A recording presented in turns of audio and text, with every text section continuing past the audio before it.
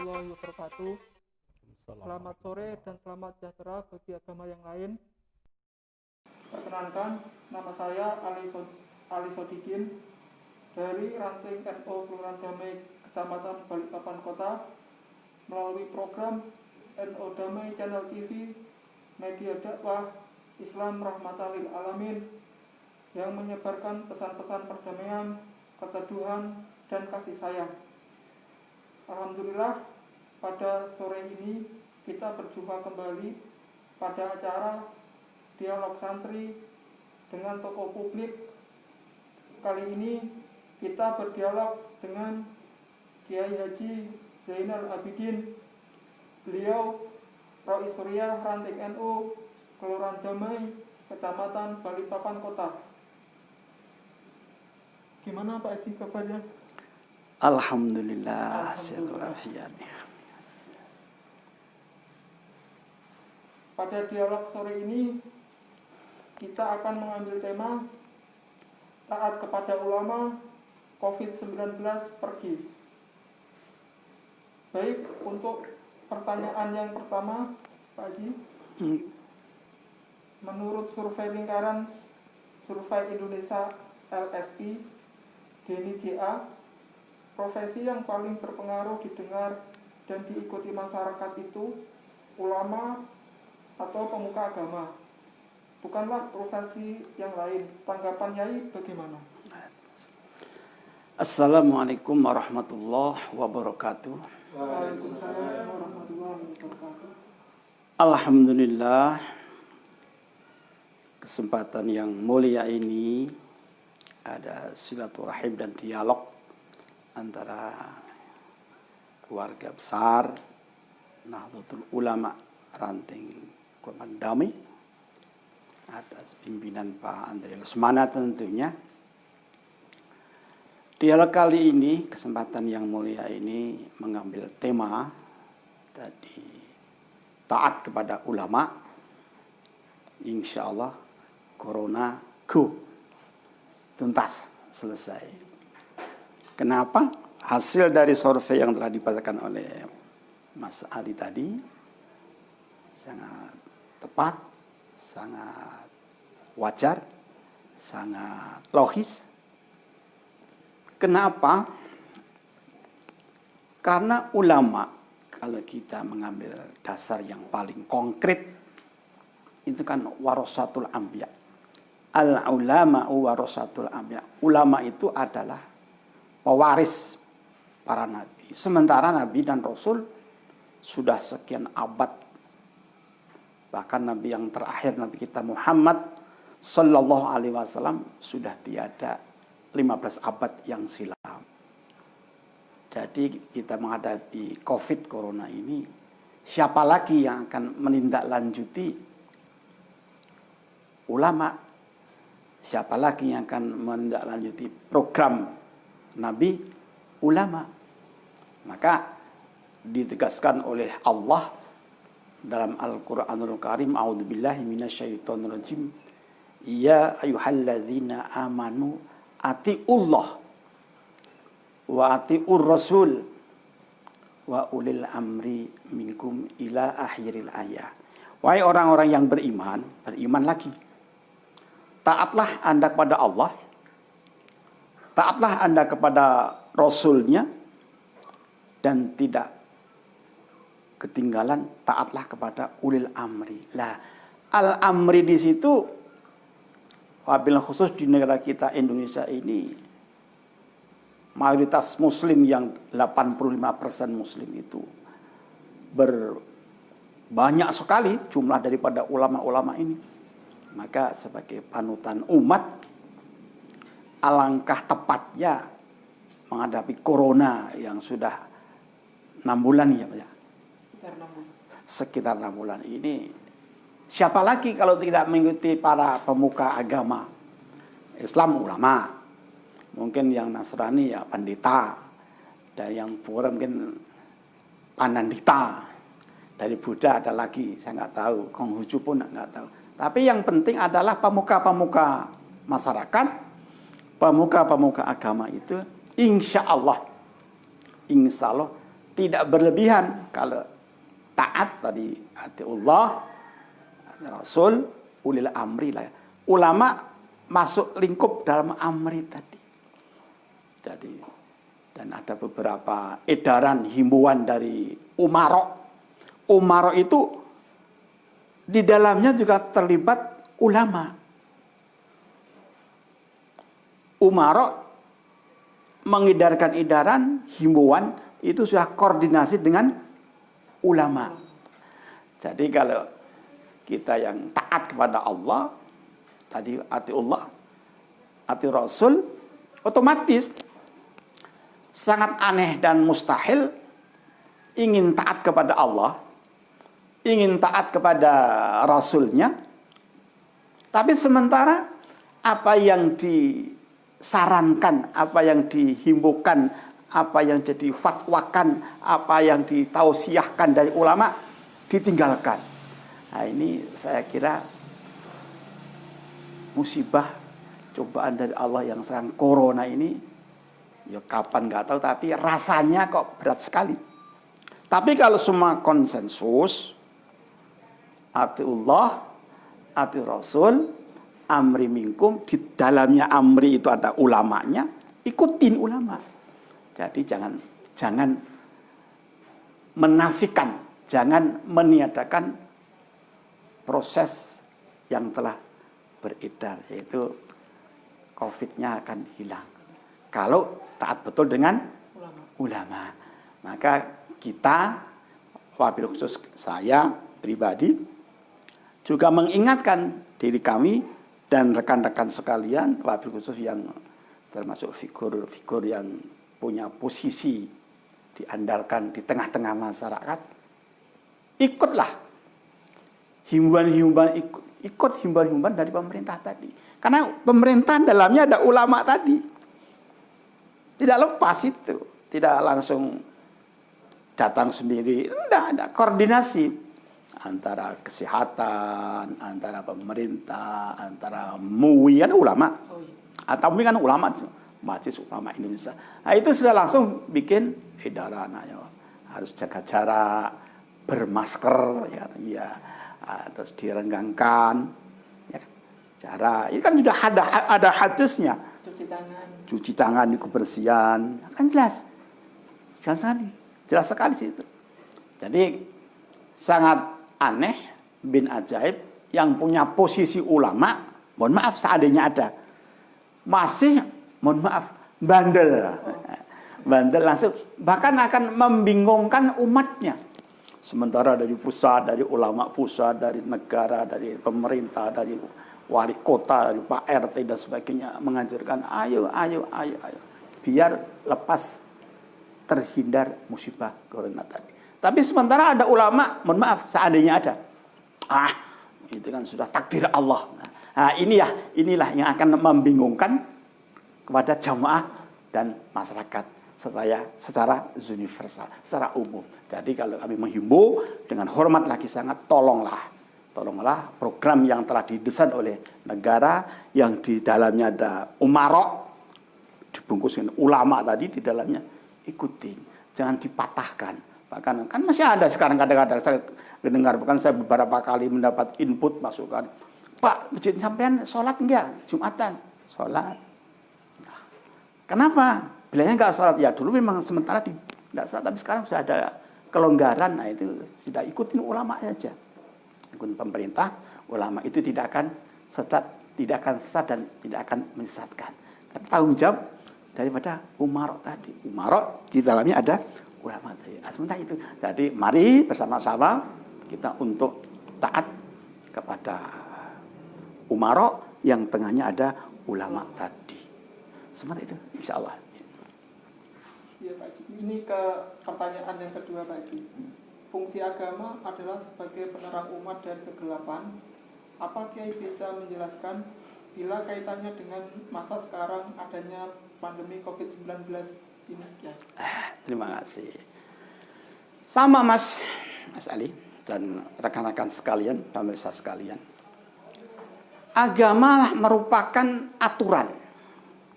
Kalau dalam bahasa Arabnya ad-din itu agama. Kalau dalam bahasa Indonesia sudah didesain sedemikian, kata agama itu ada dua kata. Kata a dan gama. A bimanya tidak. Gama berantakan atau kocar kacir. Jadi orang yang beragama itu insya Allah tidak akan kocar kacir. Tidak akan sesat. Kalau dalam bahasa Al-Quran, yakhruju minadz dzulumat ila nur. Kegelapan itu kan orang yang tidak punya agama. Tapi setelah punya agama akan terarah. Akan terarah sesuai konsep yang telah didesain oleh Allah Subhanahu wa taala. Itu agama. Jadi agama itu di samping untuk mencari Tuhannya, mencari yang paling suka itu dituhankan siapa? Kita hanya Allah kita. Tapi kan negara kita bukan hanya Allah. Tuhannya itu kalau di dalam negara Pancasila kan berketuhanan yang maha. Itu yang nomor satu itu. Itu warga negara harus berketuhanan. Nah kita yang Allah itu harus mengikuti di situ.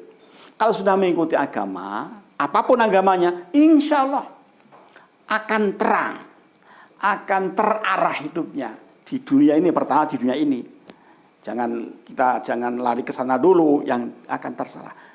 Karena apa? Karena memang ada aturan. Semua agama itu mengatur kehidupan manusia. Maka terang akan terarah, tidak akan buntu jalannya, akan langsung jalan. Yang Nasrani jalan terus, yang Hindu jalan terus, yang kita Muslim jalan terus. Menurut apa yang diyakini oleh umat masing-masing tadi.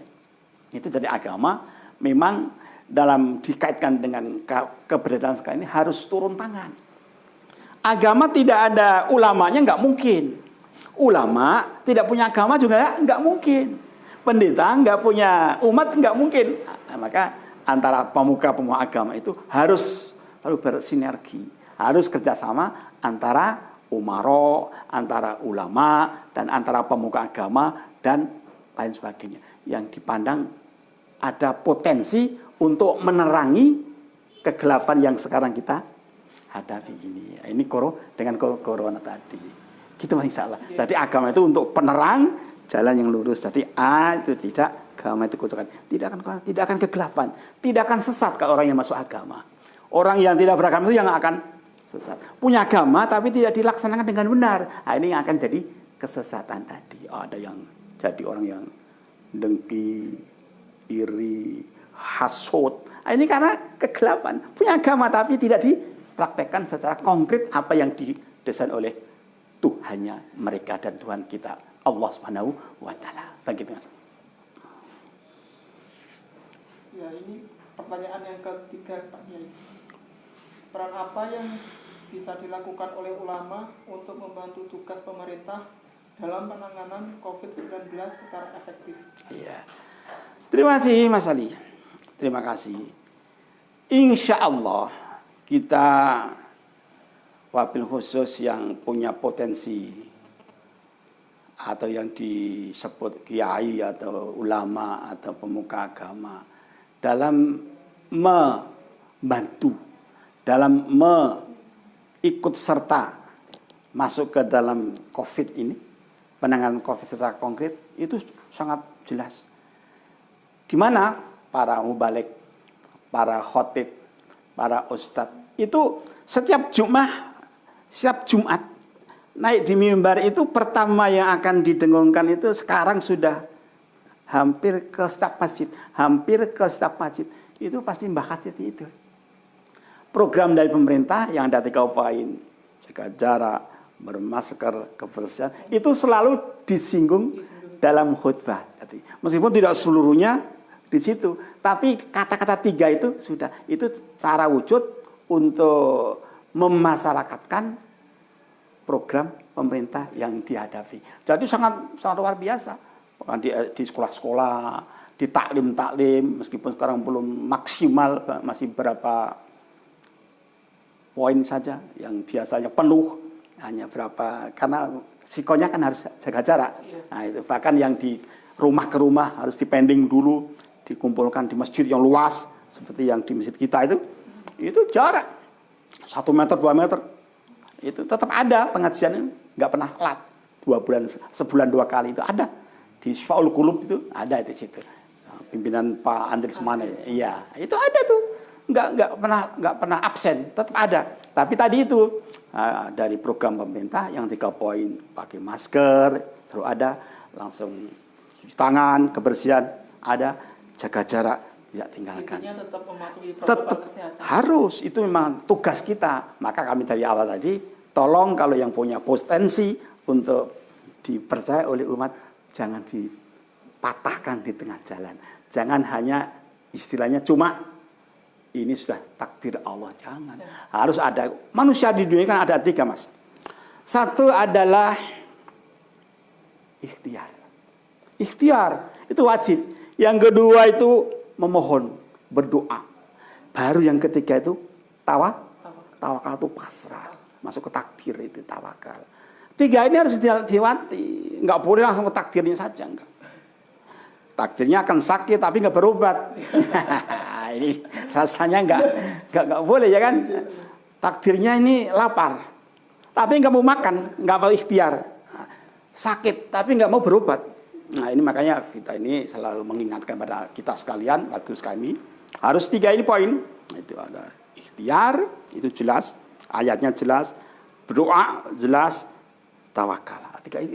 Kalau sudah 3 poin ini sudah dirangkum, nah itu Allah yang akan menentukan, ya takdir tadi yang terakhir tadi. Kan takdir ada 2, takdir mabrom dan takdir mu'alak. Apa? Mabrom itu sudah, kamu laki, ya laki saja. Kamu perempuan saja. Kamu sudah mati, ya mabrom. Nah, tapi yang takdir yang mu'alak itu tergantung kepada manusianya. Bisa diusahakan. Betul. Bisa berubah, mu'alak itu bisa berubah. Akan sakit atau akan sembuh. Sembuh berobat, ikhtiar. Istilahnya kan begitu. Nah, akan kaya atau akan miskin terus. Kalau akan miskin ya sudah nggak bisa kerja. Tidur, makan, tidur. Kalau ada, nah, itu contoh yang paling konkret. Iya, itu namanya takdir yang mu'alak. Ada tergantung saja. Maka dalam Quran disebutkan jelas, innallaha la yughayyiru ma biqaumin hatta yughayyiru ma bi anfusihim. Ini takdir yang mu'alak. Kalau kamu ingin berubah, ya usaha. Tadi lagi pertama kan. Tapi kalau nggak berubah, ya sudah. Karena Allah tidak akan merubah nasib orang kecuali orang itu yang berusaha untuk merubah nasibnya diri sendiri. Begitu Mas, insya Allah. Ya. Terima kasih Pak Yai. Siap. Lanjut ke pertanyaan yang keempat Pak Yai. Selain memberi nasihat, langkah konkret apa yang bisa dilakukan ulama dalam pencegahan dan penanganan COVID-19? Iya. Konkret, yang paling konkret ada itu fabda binafsik. Di samping kita mengikrarkan ayo umat, ayo saudara, ayo jamaah, dirinya itu sudah melaksanakan. Memberi contoh duluan. Betul. Memberi contoh duluan, jangan sampai kita mengajak sementara kita ke belakang. Nah, itu namanya kaburo maktan indallah antakulu mana taf'alun. Qur'annya kan gitu. Dosa besar orang yang bisa memerintahkan, bisa menyontohkan, bisa mengekspos bilisan, tapi mohon maaf, pekerjaannya nol. Tidak ada contoh yang konkret. Lah, ini kaburomatan dosa besar itu. Maka pertama, secara konkret kita yang membicarakan, kita yang mendesainkan, kita yang menginformasikan, tapi kita ini sudah langsung bertindak. Praktek langsung. Iya, itu namanya ulama yang betul-betul tanggung jawab kepada umatnya. Janganlah dipotong. Anda itu sudah takdir Allah. Kan ada ulama gitu kadang. Ada itu NU saya ada segitu kok kadang-kadang. Ya kan? Orang NU sudah ada gitu. Jadi aduh, saya mendapat SMS tuh ini NU tapi kok begini saya kira. Itu kan tidak sejalan dengan tadi itu atiullah, atiur rasul bil amri. Jadi yang 3 pertanyaan poin itu ada kaitannya. Ada korelasinya antara satu dengan yang lain. Dari ulama yang konkret yaitu fabda binafsik, yang kita yang mengucapkan langsung mempraktikkan dulu. Nah, kalau sudah praktek ya insya Allah. Ayo kita bermasker, tapi kita yang bicara nggak bermasker. Nah, itu. Ayo kita jaga jarak, tapi kita nggak jaga jarak. Sholatnya masih terus berlanjut. Nah, itu namanya. Kalau kita agak jaga jarak gitu ya. Oh, ini sudah 1 meter ini. Cuman kemudian ini banyak. Mas Andre ini kan jauh. Nah, ini diantaranya. Maka harus fabda binafsik, sambil kita mengucapkan, tapi langsung startnya dari yang mengucapkan itu. Takut tadi itu kaburo maktan indal antakulu malatafalun. Dosa besar orang yang bisa bicara tapi tidak bisa mempraktekkan secara konkret dirinya sendiri. Begitu Mas Ali, insya Allah. Terima kasih. Iya, siap. Mungkin pertanyaan yang terakhir, Pak Kiai, apa pesan khusus Kiai sebagai Rais Surya NU Kelurahan Damai Kecamatan Balikpapan Kota sekaligus ulama kepada seluruh warga Kota Balikpapan agar lebih taat menjalankan protokoler kesehatan? Terima kasih, yaitu saya berkali-kali setiap di taklim atau di mana-mana itu. Tolong himbauan ajaan dari pemerintah, dari ulama, dari penguasa setempat, entah itu Pak RT, entah itu siapa, ditaati, diikutin. Itu yang paling konkret. Jangan malu-malu lah. Jangan malu-malu, saya ini diperintahkan Pak RT, langsung saya suruh pakai masker, nggak mau. Sholat suruh jaga jarak, nggak mau. Bahkan langsung nggak sholat ke masjid sama sekali. Ya, itu kan tambah runyam, tambah rawan. Tadi dari saya pribadi, di samping tadi Fabda bin Namsik, langsung menghimbau kepada teman-teman kita, sejawat, atau para ulama istilahnya, kalau saya kan warga biasa. Nah itu tolong ikuti apa anjuran dari pusat sampai daerah, sampai RT, sampai lingkungan itu diikuti. Tolong warga Balikpapan khususnya dan warga Nahdliyin pada umumnya. Itu mari kita ikutin. Insya Allah kalau kita ikuti dengan apa tadi, atiullah, ati Rasul, bil amri minkum, insya Allah cobaan dari Allah yang namanya COVID-19 insya Allah akan diangkat oleh Allah Subhanahu wa ta'ala. Tapi sementara kalau yang sudah punya posisi bisa bicara tapi tidak bisa melaksanakan, takut nanti kena terjebak kaburo maktan indallahi antakulu malatafalun. Kapan nggak akan bisa. Nah COVID akan selesai itu nggak tahu kapan. Cuma kita harus bisa memprediksi diri kita. Bisa nggak? Sekarang bisa gini, siapa tahu besok kena, kan nggak tahu. Sama yang kemarin, mohon maaf, contoh yang paling kuat. Bapak Bupati baru Bang nggih. Nah, itu kan baru ceramah itu. Pasrah kematian enggak lama di Bertabina Balikpapan. Innalillahi wa inna ilaihi raji'un. Nah, jadi kata terakhir dari kami, insya Allah asal ikutin aturan, ikutin anjuran, ikutin ajaan. Itu bukan kewajiban tapi setengah wajib, karena kalau tidak diikutin mandorotnya, bahayanya akan lebih banyak, akan lebih besar lagi.